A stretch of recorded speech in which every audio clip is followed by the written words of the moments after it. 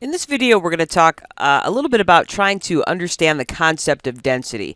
I'll probably make a couple of videos because density is a pretty, it can be a pretty deep concept. So we're going to spend some time today sort of talking about this, that there is a relationship between mass, volume, and density. And what we really are digging into is that if we're going to understand the idea or the concept of density, which is a really important concept in earth science, it means we must first understand mass and volume. So we're going to do a little review of mass and volume, and then we're going to start to tie in the concept of density. So here we go. All right. So we're talking, all of this is related to the ideas of matter, and that the definition of matter is anything that takes up space and has mass. So again, it goes back to that idea of what is mass. So the definition of mass is it's the measure of the size or amount of particles in matter. And again, let's practice our thinking about mass, because remember, mass is about particles. So if I ask you to make a statement about which box has the greater mass, what I really want you looking at are these particles that you see right here within the boxes. And if we're looking at that, and if we're thinking about that definition of mass, which is the measure or the size of the amount of particles, and we come back and we look at these two pieces of matter and the particles in them, then obviously we would say that A has the greater mass.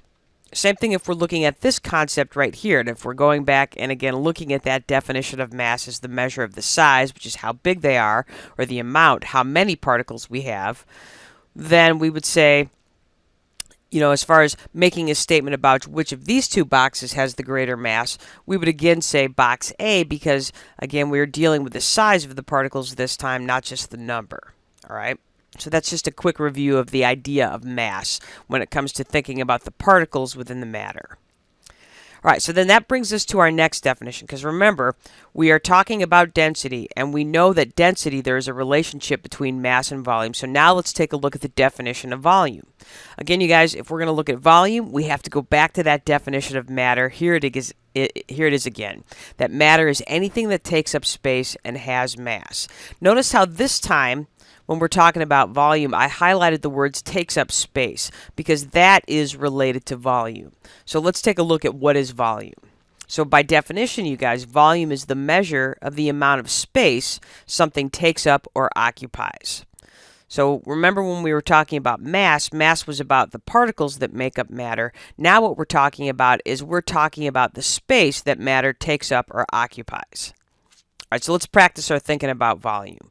So if I ask you to make a statement about which box has the greater volume, and you go back to that definition of the amount of space something occupies, then hopefully you would make the statement that box A has the greater volume because, as you can see in this picture, box A takes up more space. All right, so let's do a little bit of practice here. So again, the difference between mass and volume. We have to get a good grip on that if we're going to start thinking and talking about density. So again, you guys, mass is about particles, the size and amount of particles in matter, and volume is about the space that those particles occupy or take up. As you can see, I kind of highlighted the differences between mass and volume. All right, let's move on. Let's do some thinking here. So I'm asking you which box has the greater mass and why. And if you were to take the time to count the particles in both of these boxes, you would say that neither has greater mass, that they have equal mass because they have the same number of particles. Let's take a look at this next situation. Okay. Again, I'm asking you a question. Which box, A or B, has the greater mass? And again, if you take the time to count the particles within each box, you would see that B has the greater mass because it has more particles. All right, let's take a look at a different situation. All right, this time we're looking at different sizes of boxes. And again, I'm asking you which box has the greater mass and why. And again, if you take the time to count the particles, you would see that both boxes, even though B is a bigger box, neither has greater mass. They have equal mass again, and it's because if you count the particles within, they have the same number of particles. I think it's like 22 or 23 particles. I can't remember.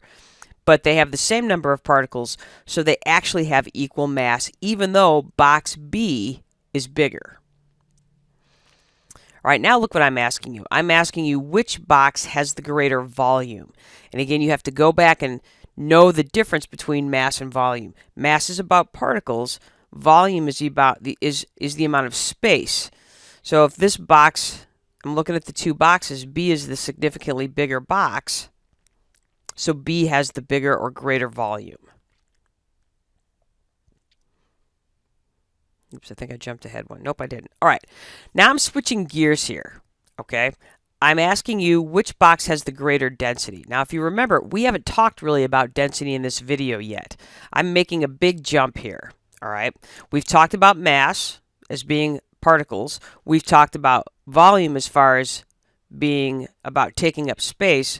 We haven't really put density in the picture yet, but many of you, based on your previous experiences, understand that density is about how much stuff is packed into a space.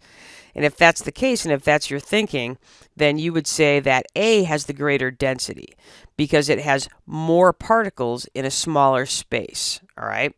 So that takes us to this idea of density here. So what can you say about how mass and volume affect density? That's the question that we're kind of trying to work on and answer here. All right, so let's take a much closer look at the definition of density. So here's the actual definition of density. It's the amount of matter per unit of volume. And you're like, okay, well, what does that mean? In essence, this is what it means. It means the mass of matter within a certain space. And if we look back at this picture, it's the amount of mass or the amount of particles within a certain space. That's density. And we can actually express density either as a concept of the amount of particles in a certain space, or we can actually express it mathematically like we see here. Density equals mass divided by volume. So, like I said, and we're going to explore this more in a separate video.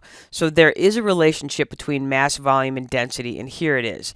Density is a dividend of mass and volume. So what it means is that if we know something about the mass and the volume of an object, it means that we can start making some inferences about its density. All right? Because it's that dividend of mass and volume, and we'll explore that in our next video.